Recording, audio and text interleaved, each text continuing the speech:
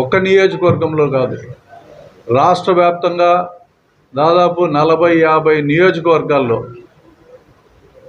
తెలుగుదేశం పార్టీకి సంవత్సరాల తరబడి పనిచేసిన వ్యక్తులను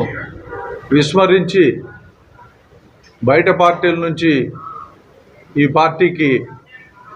తీసుకొని టికెట్లు ఇవ్వడం, డబ్బులు చేతులు మారినాయనే విషయాన్ని రాష్ట్ర వ్యాప్తంగా కూడా ప్రజలందరూ కూడా గమనిస్తున్నారు. ఒక ముఖ్యమంత్రి కుర్చీ కోసం ఆర్టిఫిషియల్ హైప్ క్రియేట్ చేసి అధికారంలోకి వస్తాడము అని చెప్పి కొత్త వ్యక్తులను కవ్వింపు చర్యలకు పాల్పడి వాళ్ళ దగ్గర డబ్బులు తీసుకొని టికెట్లు ఇవ్వడం చాలా దారుణం. మాగంటి శ్రీనివాసులు రెడ్డి కానీ, నెల్లూరులో వేమిరెడ్డి ప్రభాకర్ రెడ్డి కానీ,